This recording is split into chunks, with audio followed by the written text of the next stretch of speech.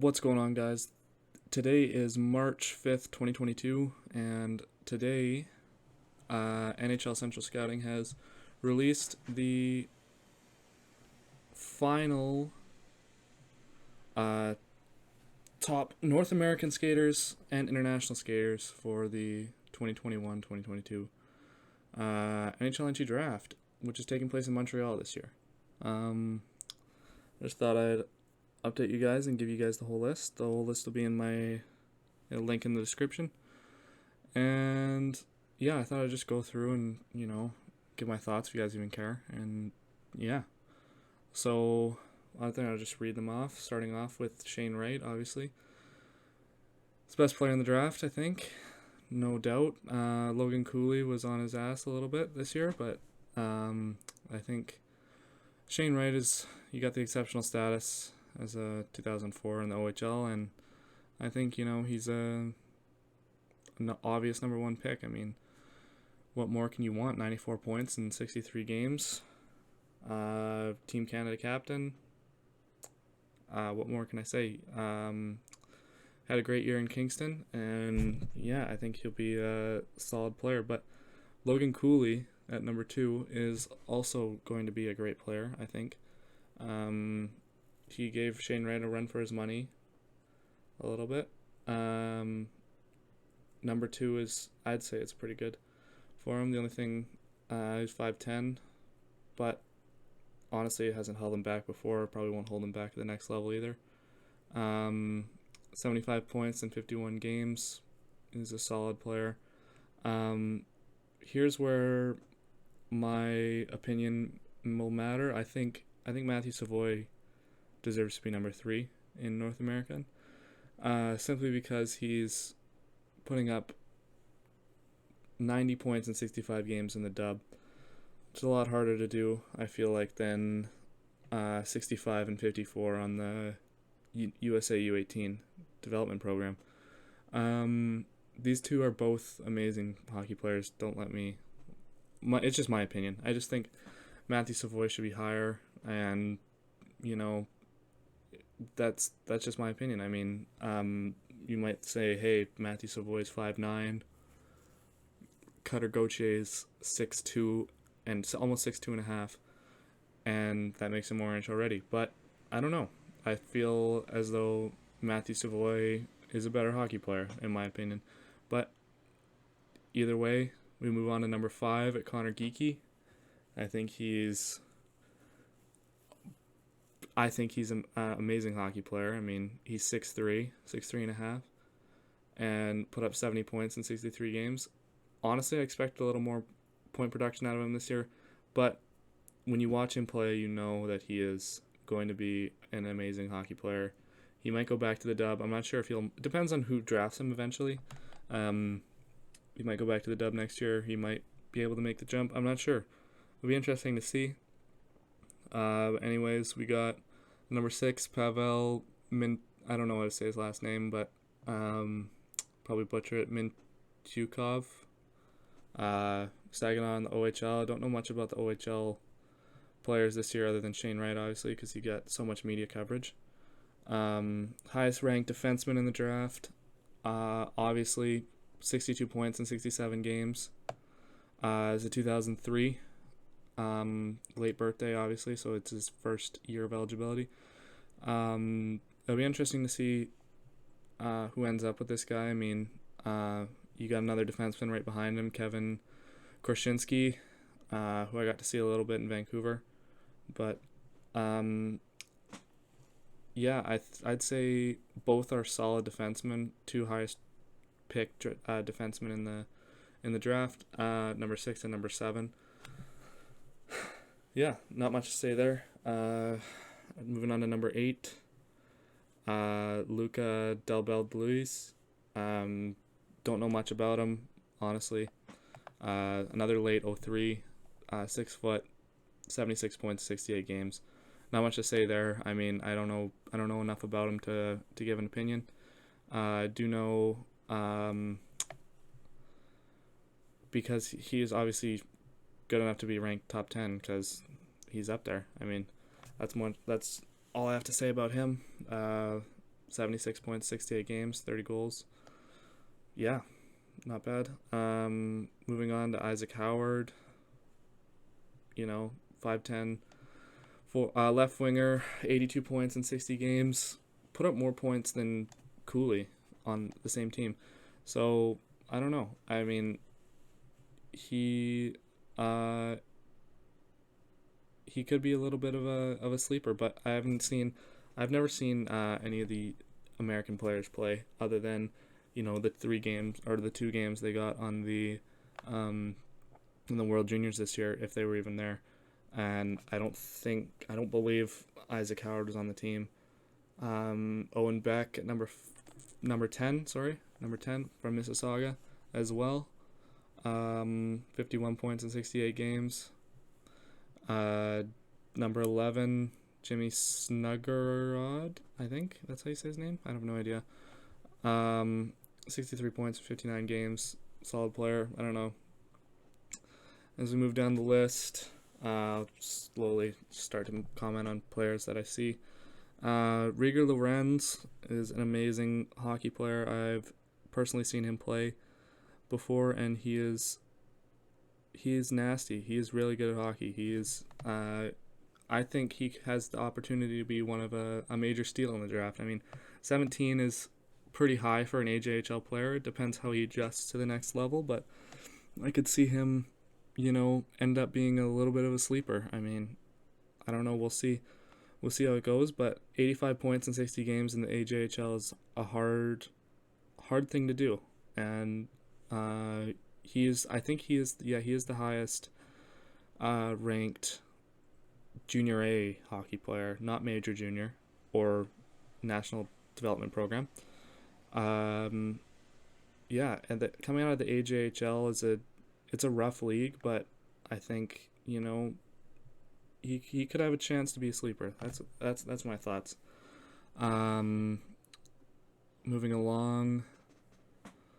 18 Ryan Chelsea, 19 Sam Rinzel, all these guys. 26 Jack Hughes, obviously fell a little bit, I think, compared to his brother, but I think whoever gets a chance to pick him up will have a great pick. I mean, I think the highest ranked college player right now, and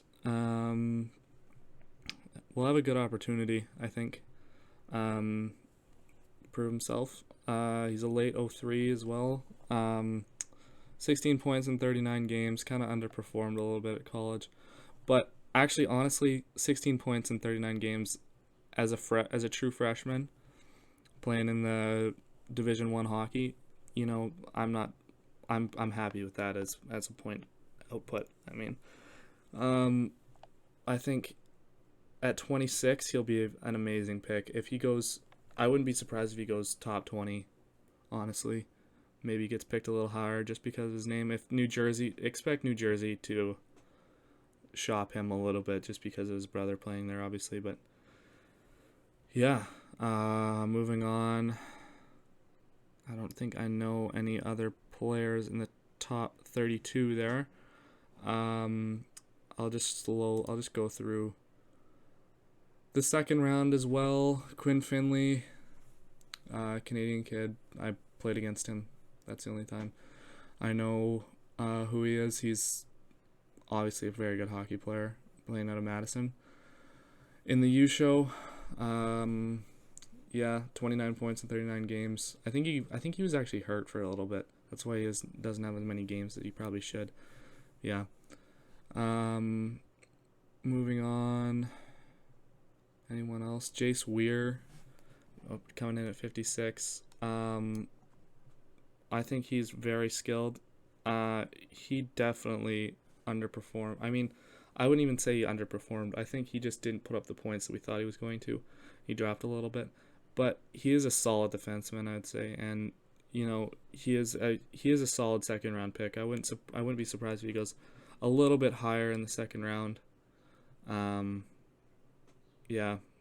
That's my thoughts. Round 3. See if there's anything else. Right at the top, Tyson Jugnoth. Undersized defenseman, put up 50 points in 52 games, but he's playing out of the BCHL, which is another. I love the BCHL and the AJHL. I think people who go through there are extremely underrated, and it ends up being really hard for them to be a solid top pick coming out of junior A and not major junior, or the USHL or the national development team. It's impressive when you see a guy so high on the list coming out of junior A. So we'll see how he does. I mean, we'll see who ends up picking him up. 50 points in 52 games, like I said, an undersized young defenseman. He's very offensive. Yeah. Moving on. Matthew Semenov from Kamloops. Solid player to play around. I mean, he's been playing with Stankoven, playing with Caden Bankier. Kamloops is a very good hockey team this year, and I'd say, yeah, he deserves to be, round 3 sort of area. Braden Sherman, obviously, round 3 as well. 54 points in 68 games. He's a big guy for his height. He's 5'9", but he's 191. He's a big guy. He's a grinder. He'll grind it out in the corners. He'll be a solid 3rd round pick, I'd say. Graydon Seatman, yeah. Another solid defenseman. 25 points in 66 games. Kind of not crazy point production, but 5'10", 175. I'd say, I don't know if he should be that high. I don't know. We'll see. We'll see how that goes. Here's an interesting one for me. Graham Sword at 93. I would say that he could end up being, and he's an interesting player because he ended up hurting his leg in his rookie season in Spokane, and he only got about 9 or 10 games in, but at the time he was getting scouted to be, on the World Junior team and on the U18 Canadian team. So I'm not sure. Maybe if he finds a way to bounce back and fit in with the NHL organization, maybe you could see him potentially being a steal in this draft. I don't know. We'll see.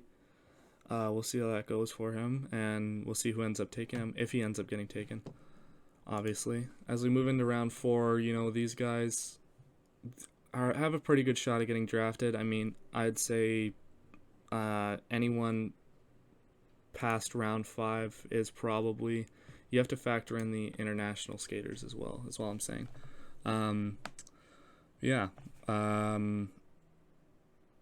There's plenty of players here. I don't know most of these guys. Matthew Perkins I actually played against Humboldt. I was a player in the SJ this year. He's a solid hockey player. I mean, what more can I say? Put up 59 and 57 at Humboldt. He's a great hockey player. Tyson Dick, BCHL kid, good guy. I guess I'm just biased because I'm from around here. So I'll slowly just scroll through the rest for you guys. Connor McGrath is a great hockey player as well. I'm actually surprised he's not ranked as high, but it's mostly because he's an 03. It's kind of his last kick of the can. His draft year was last year, but he's a solid hockey player. 5th round. I don't know if he'll end up getting taken, but he's a good kid. Yes, I think that's about it. Cade Littler on Wenatchee.